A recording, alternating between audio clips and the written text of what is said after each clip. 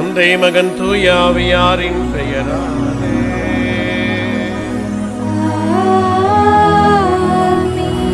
நம் ஆண்டவராகிய இயேசு கிறிஸ்துவின் அருளும் கடவுளின் அன்பும் தூய ஆவியாரின் தோழமையும் உங்கள் அனைவரோடும் இருப்பதாக.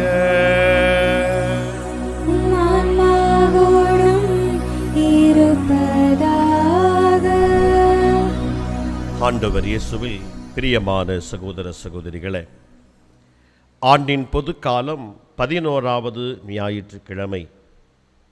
இன்றைய இறைவாக்கு வழிபாடுகள் இறையரசை பற்றி சிந்திக்க நமக்கு அழைப்பு விடுக்கிறதை பார்க்கின்றோம். இறை வாக்குகளின் அடிப்படையிலே நாம் சிந்தித்து பார்க்கிற போது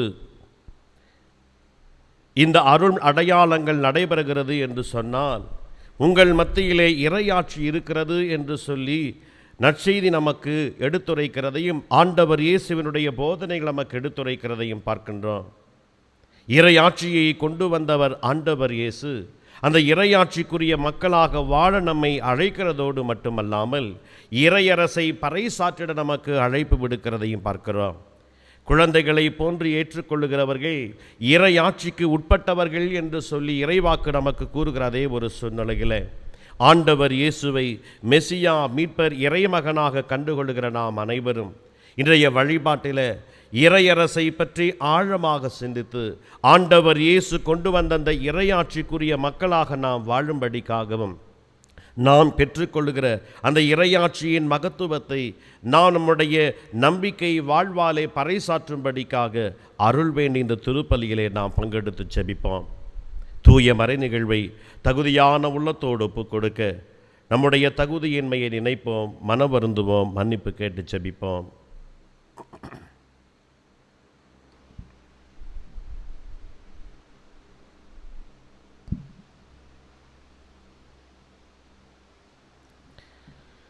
எல்லாம் வல்ல இறைவனிடமும் சகோதர சகோதரிகளே உங்களிடமும் நான் பாவியை ஏற்றுக்கொள்கிறேன்.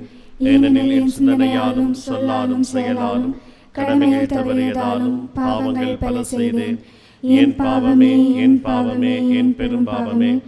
ஆகையால் எப்பொழுதும் கன்னியான தூய மரியாதையும் வானதூதர் புனிதர் அனைவரையும் சகோதர சகோதரிகளே உங்களையும் நம் தேவனாகிய ஆண்டவரிடம் எனக்காக வேண்டிக் கொள்ள மன்றாடுகிறேன். எல்லாம் வல்ல இறைவன் நம் மீது இரக்கம் வைத்து நம்முடைய குற்றங்கள் குறைகள் அனைத்தையும் மன்னித்து நம்மை முடிவில்லா வாழ்வுக்கு அழைத்து செல்வாராக. ஆமென்.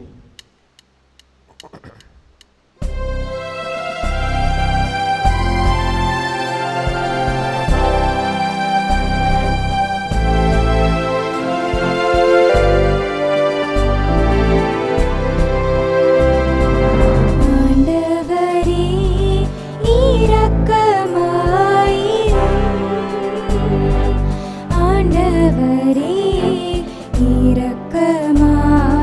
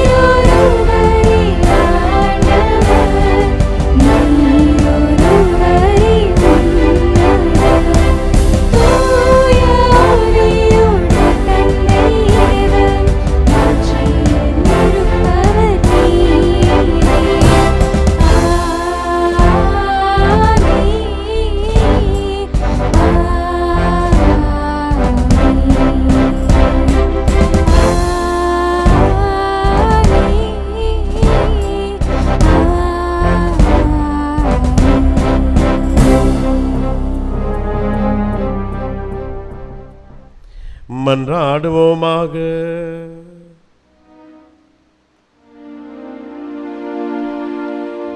இறைவா, உம்மை எதிர்நோக்கி இருப்போரின் ஆற்றலானவரே, உம்மால் அன்றி வலுவற்ற எங்களால் ஒன்றும் செய்ய இயலாது. எனவே உம் கட்டளைகளை நிறைவேற்றி எங்கள் விருப்பத்தாலும் செயலாலும் உமக்கு உகந்தவர்களாகிட உமது அருள் உதவியை கனிவோடு எங்களுக்கு என்றும் அளிப்பீராக. உம்மோடு தூய ஆவியாரின் ஒன்றிப்பில் இறைவனாய் என்றென்றும் வாழ்ந்து ஆட்சி செய்கின்றவர் வழியாக உம்மை மன்றாடுகின்றோம்.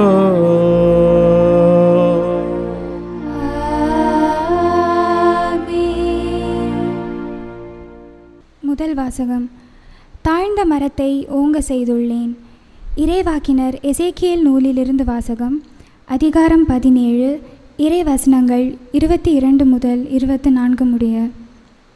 தலைவராகிய ஆண்டவர் கூறுவது இதுவே: உயர்ந்த கேதுரு மரத்தின் நுனிக்கிளை ஒன்றை எடுத்து நானே நடுவேன். இளங்கொழுந்து ஒன்றை அதன் நுனி கொப்புகளிலிருந்து கொய்து ஓங்கி உயர்ந்ததொரு மலை மேல் நான் நடுவேன். இஸ்ரேலின் மலை உச்சியில் நான் அதை நடுவேன். அது கிளைத்து கனி தந்து சிறந்த கேதுரு மரமாக திகழும். அனைத்து வகை பறவைகளும் அதனை தம் உறைவிடமாக கொள்ளும். அதன் கிளைகளின் நிழல்களில் அவை வந்து தங்கும். ஆண்டவராகிய நான் ஓங்கிய மரத்தை தாழ்த்தி தாழ்ந்த மரத்தை ஓங்க செய்துள்ளேன் என்றும், பசுமையான மரத்தை உலர செய்து உலர்ந்த மரத்தை தழைக்க செய்துள்ளேன் என்றும் அப்போது வயல்வெளி மரங்கள் எல்லாம் அறிந்து கொள்ளும். ஆண்டவராகிய நானே உரைத்துள்ளேன், நான் செய்து காட்டுவேன். ஆண்டவர் வழங்கும் அருள்வாக்கு. இறைவா, உமக்கு நன்றி. பதிலுரை பாடல் பல்லவி. உமது பெயரை பாடுவது உன்னதரே நன்று. உமது பெயரை பாடுவது உன்னதரே நன்று. ஆண்டவருக்கு நன்றி உரைப்பது நன்று. உன்னதரே உமது பெயரை புகழ்ந்து பாடுவது நன்று. காலையில் உமது பேரன்பையும் இரவில் உமது வாக்கு பிறழாமையையும் எடுத்துரைப்பது நன்று. உமது பெயரை பாடுவது உன்னதரே நன்று. நேர்மையாளர் பேரீச்சை மரமென செழித்தோங்குவர். லெபனோனின் கேதுரு மரமென தழைத்து வளர்வர். ஆண்டவரின் இல்லத்தில் நடப்பட்டோர் நம் கடவுளின் கோயில் முற்றங்களில் செழித்தோங்குவர். உமது பெயரை பாடுவது உன்னதரே நன்று. இரண்டாம் வாசகம். நாம் இவ்வுடலில் குடியிருந்தாலும் குடிபெயர்ந்தாலும் அவருக்கு உகந்தவராயிருப்பதே நம் நோக்கம். திருத்தூதர் பவுல் கொரிந்தியருக்கு எழுதிய 2ஆம் திருமுகத்திலிருந்து வாசகம். அதிகாரம் 5, இறைவசனங்கள் 6 முதல் 10 முடிய. சகோதர சகோதரிகளே, நாங்கள் எப்போதும் துணிவுடன் இருக்கிறோம். இவ்வுடலில் குடியிருக்கும் வரையில் நாம் ஆண்டவரிடமிருந்து அகன்று இருக்கிறோம் என்பது நமக்கு தெரியும்.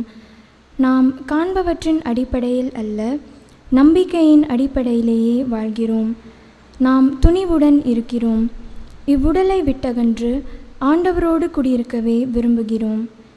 எனவே நாம் இவ்வுடலில் குடியிருந்தாலும் அதிலிருந்து குடிபெயர்ந்தாலும் அவருக்கு உகந்தவராயிருப்பதே நம் நோக்கம். ஏனெனில் நாம் அனைவருமே கிறிஸ்துவின் நடுவர் இருக்கை முன்பாக நின்றாக வேண்டும். அப்போது உடலோடு வாழ்ந்தபோது நாம் செய்த நன்மை தீமைக்கு கைமாறு பெற்றுக்கொள்ளுமாறு ஒவ்வொருவரின் செயல்களும் வெளிப்படும். ஆண்டவரின் அருள்வாக்கு. இறைவனுக்கு நன்றி. அல்லேலூயா,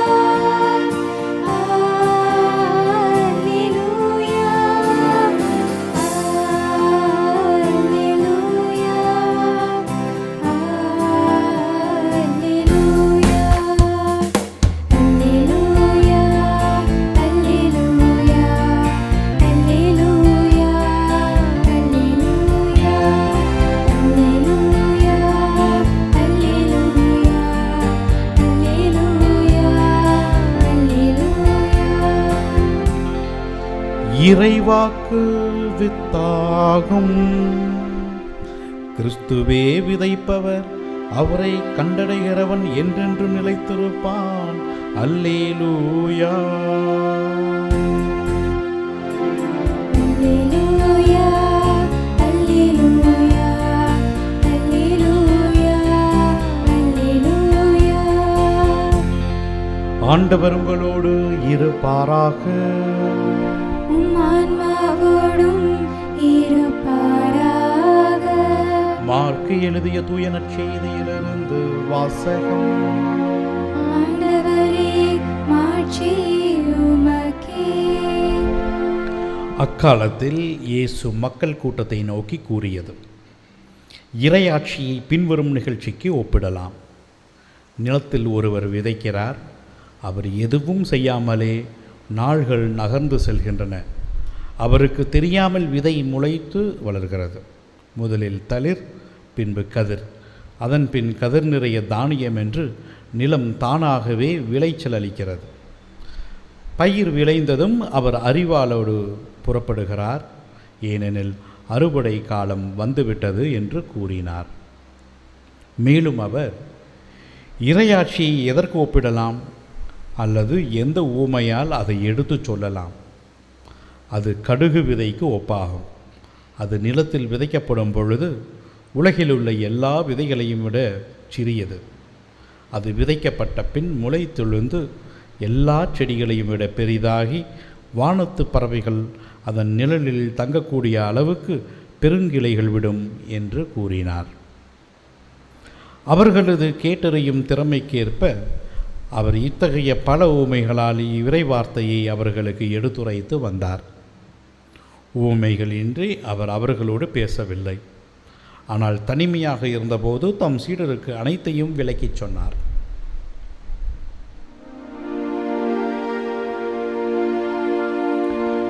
ஆண்டவரின் அருள்வாக்கு. கிறிஸ்துவே, உமக்கு புகழ். அன்புக்குரியவர்களே, இயேசு கிறிஸ்து பிறப்பதற்கு சுமார் 600 ஆண்டுகளுக்கு முன்பு இஸ்ரேல் மக்களிடையேயும் மரண பயமும் எதிர்காலத்தை பற்றிய பயமும் இருந்தது. இன்னும் குறிப்பாக சொல்லப்போனால் கிமு 587 ஆண்டு அசிரிய படை ஜெருசலேமில் இஸ்ராயலின் மீது படையெடுத்து ஜெருசலேம் தேவாலயத்தை தரைமட்டமாக்கி சூறையாடுகிறது. அந்த மக்களை தங்களுடைய அசிரிய நாட்டுக்கு அடிமையாக இழுத்து செல்லுகிறது. அசிரிய நாட்டில் குடிபெயர்ந்த அந்த இஸ்ரேல் மக்களிடையே பயம், மரண பீதி, தங்களுடைய குழந்தைகளை பற்றிய எதிர்காலத்தை பற்றிய குழப்பம். இந்த நேரத்தில் எசேக்கியேல் வருகிறார். இன்றைய முதல் வாசகத்தில் நாம் வாசிக்க கேட்டது போல, இஸ்ரேல் மக்களை கலங்காதீர்கள், குழப்பமடையாதீர்கள், பயப்படாதீர்கள், மரண பீதி வேண்டாம் உங்களுக்கு. ஏனெனில் வரும் ஒரு நாள், அந்த நாளில் மலை உச்சியின் மீது கேதுரு மர நுனி கிளை ஒன்று நடப்படும். அந்த நுனி கிளை மரமாகி விருட்சமாகி பல்வேறு பறவைகள் வந்து தங்குகிற இல்லமாக மாறும். அந்த கேதுரு மர நுனி கிளை வேறொன்றுமில்லை, இஸ்ராயேலே நீதான். உனக்கு என ஒரு நாடு கொடுக்கப்படும். அந்த நாட்டில் பல்வேறு இன மக்கள் வந்து குடிகொள்வார்கள். கலங்காதே, உனக்கு என்று ஒரு நேரம் வரும் என்று நம்பிக்கை விளக்கை அந்த இஸ்ரேல் மக்களிடையே ஏற்றுகிறார். அந்த எசேக்கியேல் இறைவாக்கினர். அன்புக்குரியவர்களே, அந்த நம்பிக்கை விளக்கு இஸ்ராயேல் மக்களுக்கு. நமக்கு என்ன நம்பிக்கை? இந்த குழப்பமான சூழ்நிலையிலிருந்து நமக்கு என்ன விடுதலை என்றால், அந்த உயர்ந்த மலை மீது நடப்பட்ட மரம் வேற என்னவாக இருக்க முடியும்? கல்வாரி மலை உச்சியில் நடப்பட்ட சிலுவை மரம். அந்த சிலுவை மரமே நமக்கு விடுதலை. அந்த சிலுவை மரமே நமக்கு நம்பிக்கை. அந்த சிலுவையில் தொங்கிய இயேசு கிறிஸ்துவே நமக்கு விடுதலை. விசுவசி, குணமாவாய் என்று சொல்லுகிறது அந்த சிலுவை மரம். கலங்காதே, திகையாதே, உன்னோடு நான் இருக்கிறேன் என்கிறார் அந்த சிலுவையில் தொங்கிய இயேசு. அவரை விடாது பற்றிக் கொள்வோம். நமக்கு விடுதலையும் நிச்சயம். நம்பிக்கை நமது உள்ளங்களிலே பிறக்கட்டும். அன்புக்குரியவர்களே, இந்த முதல் வாசகத்தினுடைய தொடர்ச்சியாகத்தான் நாம் இன்றைய நற்செய்தி வாசகத்தையும் பார்க்க முடியும். அதிலும் குறிப்பாக கடுகு விதையை பற்றிய உவமையையும் பார்க்க முடியும். அன்று கேதுரு மரமாகிய இஸ்ரவேல் எப்படி விருட்சமாய் வளர்ந்ததோ அதுபோல நம்முடைய திருச்சபை கடுகு மணி போல விதைக்கப்பட்டு இன்று விருட்சமாய் விரிந்து கிடக்கிறது. 12 சீடர்களோடு தொடங்கிய இந்த பயணம் 73 சீடர்களாக மாறி புனித பேதுருவினுடைய திருமுழுக்கினால் 3000 மக்களாக பலுகி இன்று உலகத்தின் 1/3 பகுதியாக விருட்சமாக நம்முடைய தாய் திருச்சபை விரிந்து கிடக்கிறது.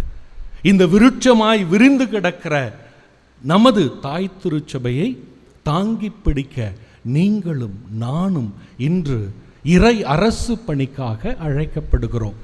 எப்படி இந்த விருட்சம் குலையாது நிற்கும், அழியாது நிற்கும் என்றால், அந்த விருட்சத்தினுடைய வேர்கள் நம்முடைய கத்தோலிக்க குடும்பங்கள். நம்முடைய கத்தோலிக்க குடும்பங்கள் குலையாது நிற்கிற போது இறையரசு நிச்சயமாய் பரப்பப்படும். நம்முடைய கத்தோலிக்க குடும்பங்கள் நிலையாய் விசுவாசத்தோடு இருக்கிற போது இந்த விருட்சம், திருச்சபை என்கிற விருட்சம் அழியாது நிற்கும். நம்முடைய குடும்பங்கள் எப்படி இருக்கின்றன? 4 வகையான குடும்பங்கள் உண்டு. முதலாவது செங்கல் குடும்பம். அதாவது ஒரு சுவர் கட்டப்பட எப்படி செங்கற்களை ஒன்றின் மேல் ஒன்றாக அடுக்கி வைக்கிறோமோ அதுபோல நம்முடைய குடும்பங்களும் பல சமயங்களில் ஆகிவிடலாம். ஒரு செங்கலுக்கும் இன்னொரு செங்கலுக்கும் எந்த உறவும் கிடையாது. அதுபோல கணவனும் மனைவியும் குழந்தைகளுமாக நாங்கள் இருக்கிறோம். எங்களுக்குள்ள எக்கச்சக்கமான பிரச்சனை, வேறுபாடு. மற்றவங்களுக்காக நாங்கள் ஒரு குடும்பமாக இருக்கிறோம். எனக்கும் உனக்கும் ஒட்டும் இல்லை, உறவும் இல்லை. ஏதோ இருக்கிறோம், வாழ்கிறோம், போகிறோம். இது செங்கல் குடும்பம். இரண்டாவது பறவைகள் குடும்பம். பறவைகள் தன்னுடைய இனத்தோடு மட்டுமே பயணிக்கும், பறக்கும். அதுபோல் சில குடும்பங்கள் உண்டு. எங்கள் குடும்பத்துக்குன்னு ஒரு ஸ்டேட்டஸ் இருக்குங்க. அந்த ஸ்டேட்டஸ் உள்ளவங்களோட தான் நாங்கள் பழகிறது. மற்றவங்களெல்லாம் பார்த்தா சட்டை கூட பண்ண மாட்டோம். இன்னும் ஒருபடி மேலாக போய் எங்கள் ஜாதினா ஓகேங்க, மற்றவங்களோடெல்லாம் பேசுறது உண்டு. ஆனால் நம்பிக்கைன்னு வந்தால் எங்கள் ஜாதிக்காரங்களை தான் நாங்கள் நம்புறதே. எங்கள் ஜாதிக்காரங்களோட தான் எல்லா விஷயமே நாங்கள் பண்ணுறது. பறவைகள் குடும்பம். மூன்றாவது குரங்கு குடும்பம். இது இன்னும் ஆபத்தானது.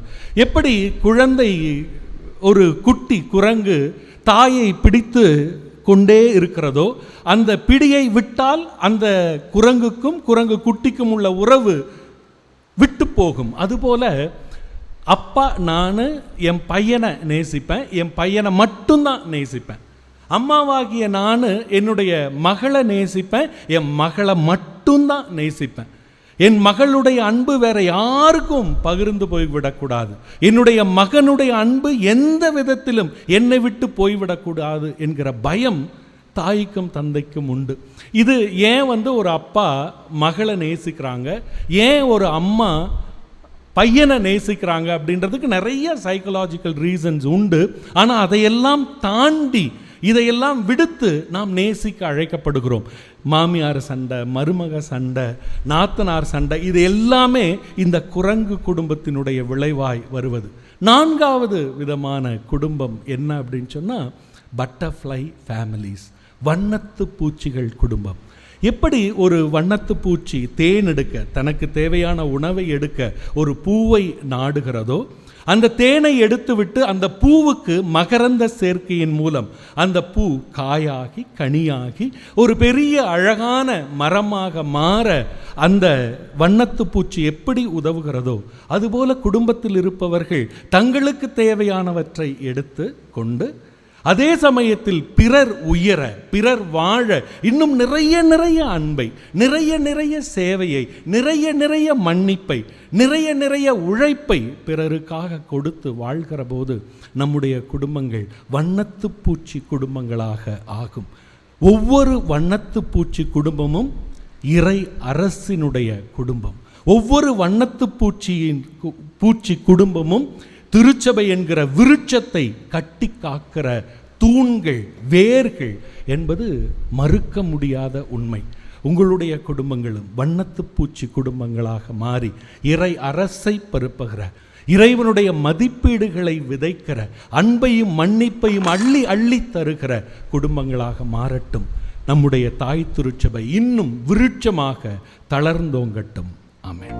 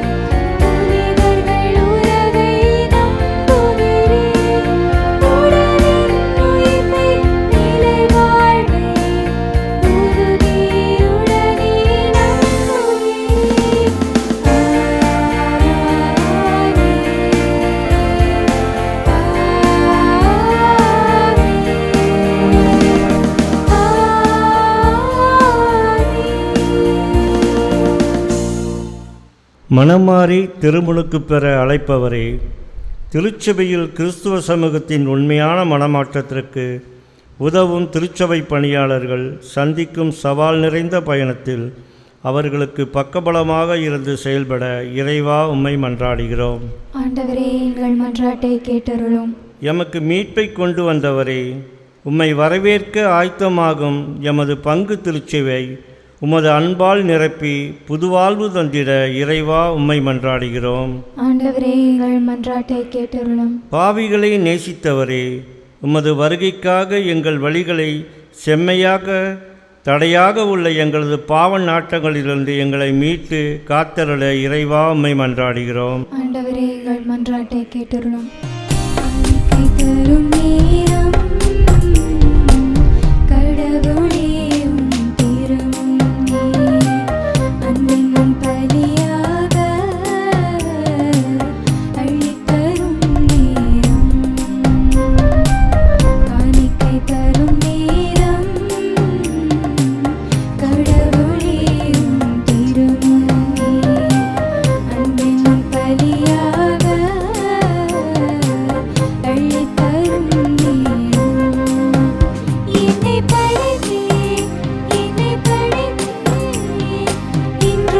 என்றும்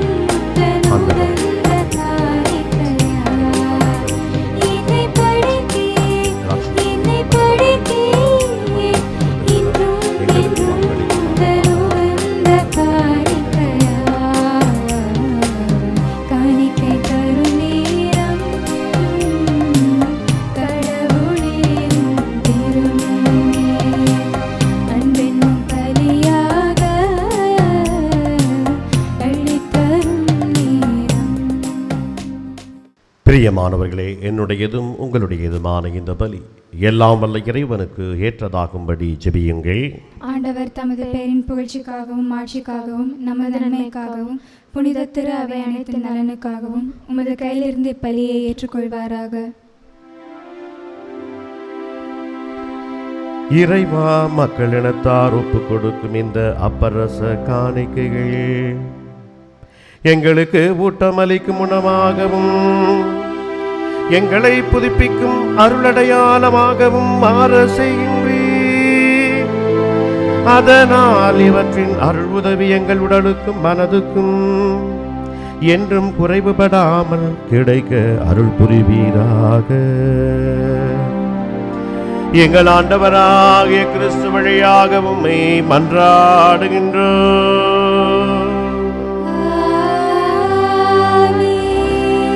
ஆண்டவர் உங்களோடு இருப்பாராக.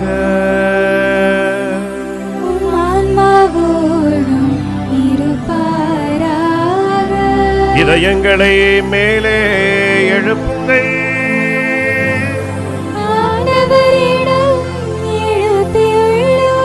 நம் இறைவனாகிய ஆண்டவருக்கு நன்றி கூறுவோம்.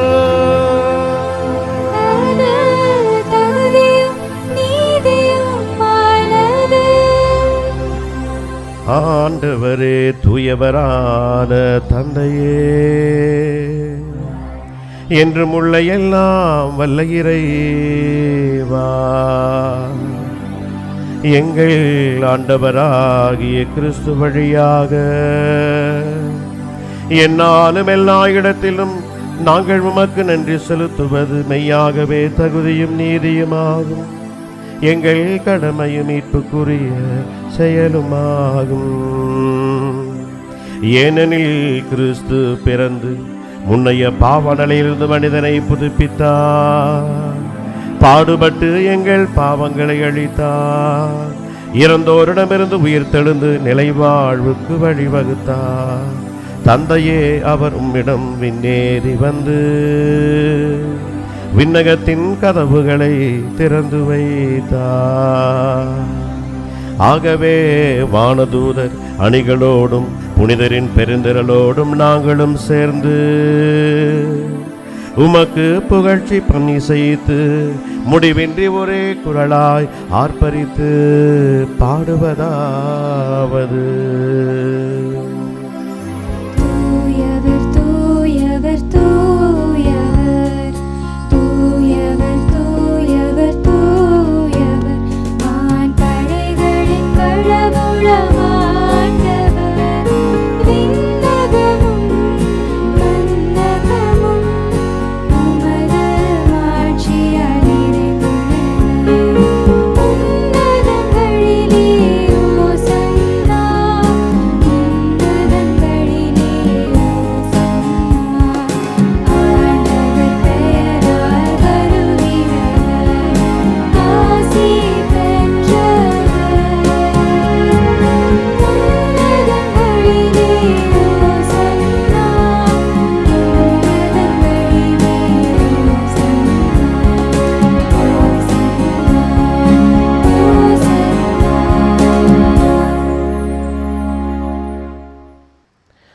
ஆண்டவரே, நீர் மெய்யாகவே தூயவர், தூய்மை அனைத்திற்கும் ஊற்று. ஆகவே உம்முடைய ஆவியை பொழிந்து இந்த காணிக்கைகளை தூய்மைப்படுத்த உம்மை வேண்டுகின்றோம். இவ்வாறு எங்கள் ஆண்டவர் இயேசு கிறிஸ்துவின் உடலும் இரத்தமுமாக இவை எங்களுக்கு மாறுபனவாகுக. அவர் பாடுபட உளம் கனிந்து தம்மை கையளித்த போது அப்பத்தை எடுத்து நன்றி செலுத்தி அதை பிட்டு தம்முடைய சீடர்களுக்கு அளித்து அவர் கூறியதாவது: அனைவரும் இதிலிருந்து பெற்று உண்ணுங்கள், ஏனெனில் இது உங்களுக்காக கையளிக்கப்படும் என் உடல்.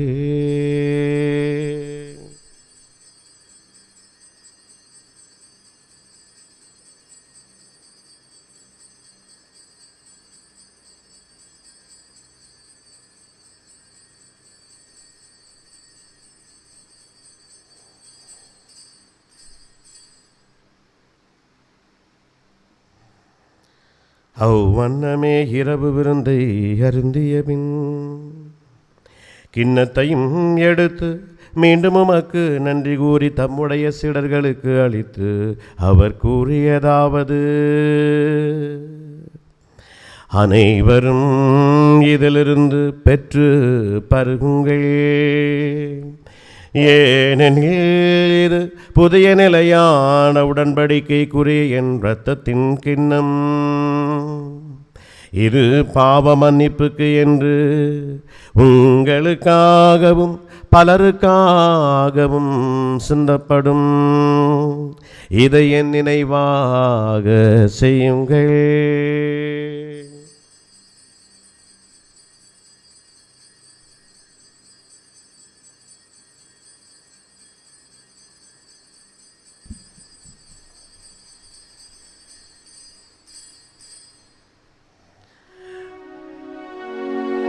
நம்பிக்கையின் மறைபொருள். ஆண்டவரே, நீர் வருமளவும் உமது இரத்தினை அறிக்கையிடுகின்றோம். உமது உயிர்ப்பினையும் எடுத்துரைக்கின்றோம். ஆகவே ஆண்டவரே, நாங்கள் கிறிஸ்துவின் இறப்பினையும் உயிர்ப்பினையும் நினைவு கூர்ந்து வாழ்வு தருகிற அப்பத்தையும் மீட்பளிக்கும் கிண்ணத்தையும் உமக்கு ஒப்புக் கொடுக்கிறோம். திருமுன் நின்று உமக்கு ஊழியம் புரிய தகுந்தவர்கள் என எங்களை ஏற்றுக்கொண்டீர். எனவே உமக்கு நன்றி செலுத்துகின்றோம். மேலும் கிறிஸ்துவின் உடலிலும் இரத்தத்திலும் பங்கு கொள்ளும் எங்களை தூய ஆவியார் ஒன்று சேர்க்க வேண்டும் என உம்மை தாழ்மையோடு மன்றாடுகின்றோம். ஆண்டவரே, உலகெங்கும் பரவி இருக்கும் மது திரு அவையை நினைவு கூர்ந்தருளும். எங்கள் திருத்தந்தை பிரான்சிஸ், எங்கள் ஆயர் தாமஸ் அக்வீனஸ், எல்லா திருநிலையினர் ஆகிய அனைவரோடும் மது திரு அவை அன்பில் நிறைவை அடையச் செய்தருளும். மேலும் உயிர்த்தலும் எதிர்நோக்குடன் துயில் கொள்ளும் எங்கள் சகோதர சகோதரிகளையும் இறந்தோர் அனைவரையும் இரக்கத்துடன் நினைவு கூர்ந்து உமது திருமுக ஒளியினுள் ஏற்றருளும். எங்கள் அனைவர் மீதும் இரக்கமாயிரும். கடவுளின் கன்னித்தாயான புனித மரியா, அவருடைய கணவரான புனித யோசேப்பு, புனித திருத்தூதர்கள், இவ்வுலகிலும் உகந்தவராய் இருந்தோராகிய புனிதர் அனைவருடனும் நாங்கள் நிலை வாழ்வில் பங்கு கொள்ளும் தகுதி பெற்று திருமகன் இயேசு கிறிஸ்து வழியாக உம்மை புகழ்ந்தேத்தும் வரமருள உம்மை மன்றாடுகின்றோம். இவர் வழியாக இவரோடு இவரே எல்லாம் வல்ல இறைவனாகிய தந்தையே, தூயாவியாரின் ஒன்றிப்பே எல்லா புகழும் மாட்சிமையும் என்றென்றும் உமக்கு உரியதே. ஆமென். ஆமென். ஆமென். கேளுங்கள், உங்களுக்கு தருவோம். என் பெயரால் கேட்கிறதை தந்தை உங்களுக்கு அருள்வார் என்று சொல்லி ஆண்டவர் நமக்கு வாக்குறுதி கொடுத்திருக்கின்றார். இயேசு கொண்டு வந்த இறையரசின் மக்கள் நாம். அந்த நம்முடைய அன்பு குடும்பத்தின் வழியாக, நம்முடைய அன்பு வாழ்வின் வழியாக, இறை நம்பிக்கை வாழ்வின் வழியாக, நம்முடைய சொல் செயல் இவற்றின் வழியாக நாம் இறை அன்பை, இறை ஆட்சியை பறைசாற்றிட ஆண்டவர் நமக்கு இன்றைய இறைவாக்கு வழியாக அழைப்பு கொடுக்கிறார். ஆகவே இறையரசின் மக்களாக வாழவும், இறையரசை நம் வாழ்வால் பறைசாற்றவும் அருள் வேண்டி இயேசு கற்றுக்கொண்ட ஜெபத்தின் வழியாக இறை தந்தையை நோக்கி நாம் நம்பிக்கையோடு ஜெபிப்போம். விண்ணுலகில் இருக்கிற எங்கள் தந்தையே, உமது பெயர் தூயது என போற்ற பெறுக, உமது ஆட்சி வருக, உமது திருவுளம் விண்ணுலகில் நிறைவேறுவது போல மண்ணுலகிலும் நிறைவேறுக. எங்கள் அன்றாட உணவை இன்று எங்களுக்கு தாரும். எங்களுக்கு எதிராக குற்றம் செய்தோரை நாங்கள் மன்னிப்பது போல எங்கள் குற்றங்களை மன்னியும். எங்களை சோதனைக்குட்படுத்தாதையும் தீமையிலிருந்து எங்களை விடுவித்தருளும். ஆண்டவரே, தீமை அனைத்திலுமிருந்து எங்களை விடுவித்து எங்களுடைய வாழ்நாளில் அமைதியை கனிவோடு அருள உமை மன்றாடுகின்றோம். மது இரக்கத்தின் உதவியால் நாங்கள் பாவத்திலிருந்து எப்போதும் விடுதலையை பெற்று யாதொரு கலக்கமுமின்றி நலமாயிருப்போமாக. நாங்கள் எதிர்நோக்கி இருக்கும் பேரின்பத்திற்காகவும் என் மீட்பராகிய இயேசு கிறிஸ்துவின் வருகைக்காகவும் காத்திருக்கின்றோம். ஏனெனில் ஆட்சியும் வல்லமையும் ஆட்சியும் என்றென்றும் உமதே. ஆண்டவராகிய இயேசு கிறிஸ்துவே, அமைதியை உங்களுக்கு விட்டு செல்கிறேன், என் அமைதியை உங்களுக்கு அளிக்கிறேன் என்று திருத்தூதர்களுக்கு மொழிந்தீரேன். எங்கள் பாவங்களை பாராமல் உமது திரு அவையின் நம்பிக்கையை கண்ணோக்கி உமது திருவுளத்திற்கு ஏற்ப அதற்கு அமைதியையும் ஒற்றுமையையும் அளித்தருள்வீராக. என்றென்றும் வாழ்ந்து ஆட்சி செய்கின்றவர் நீரே. ஆமென். ஆண்டவருடைய அமைதி உங்களோடு என்றும் இருப்பதாக, ஆன்மாவோடும் இருப்பதாக. ஒருவருக்கொருவர் அமைதியை பகிர்ந்து மகிழ்வோம். உலகின் பாவம் போக்கும் இறைவனின் செம்மறியே, என் மேல் இரக்கம் வையும். உலகின் பாவம் போக்கும் இறைவனின் செம்மறியே, என் மேல் இரக்கம் வையும்.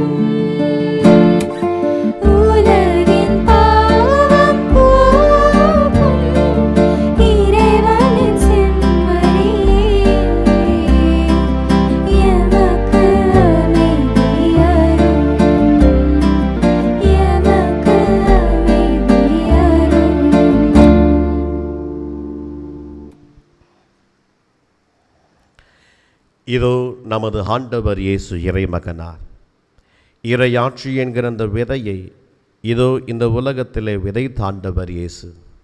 அந்த இறை ஆட்சி இன்றைக்கு பலுகி பெருகும்படிக்காக எல்லா இனத்தவரும் அதிலே வந்து குடிகொள்ளும்படிக்கான ஆசிரை வழங்குகிறவரும் அந்த இறையரசின் மக்களாக வாழ நம் ஒவ்வொருவரையும் அழைத்திருக்கிறவருமான ஆண்டவர் இயேசு இறைமகனார். இவருடைய விருந்திற்கு அழைக்கப்பெற்ற நாம் அனைவரும் பேறு பெற்றவர்கள். ஆண்டவரே, நீர் என் நிலத்தில் எழுந்தருள நான் தகுதியற்றவர். ஆனால் ஒரு வார்த்தை மட்டும் சொல்லியருளும், எனது ஆன்மா நலமடையும். கிறிஸ்துவின் திருவுளம் ரத்தமும் உட்கொள்கிற நம் அனைவரையும் காத்து நமக்கு நித்திய வாழ்வளிப்பதாக. ஆமென்.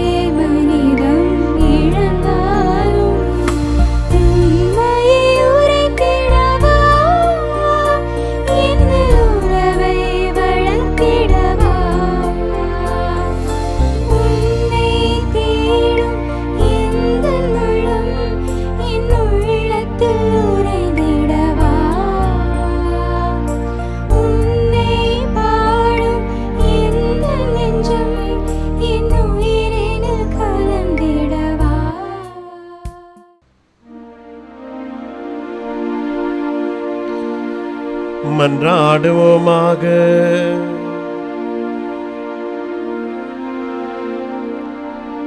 ஆண்டவரே, நாங்கள் உட்கொண்ட இந்த திருவுணவு நம்பிக்கையாளரும் ஒன்றித்திருப்பதை குறித்து காட்டுகின்றது. அதுபோல உமது திரு அவையிலும் ஒற்றுமையை அது விளைவிப்பதாக. எங்கள் ஆண்டவனாகிய கிறிஸ்து வழியாக உம்மை மன்றாடுகின்றோம்.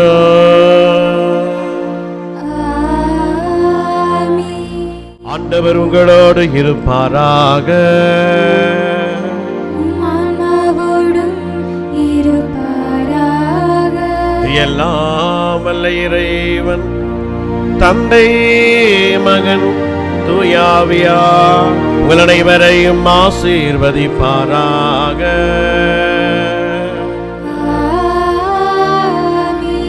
இறையாட்சியின் மக்களாக வாழும் இறையரசின் விழுமியங்களை கடைபிடித்து இறையரசை பறைசாற்றிடவும் சென்று வாழுவோம்.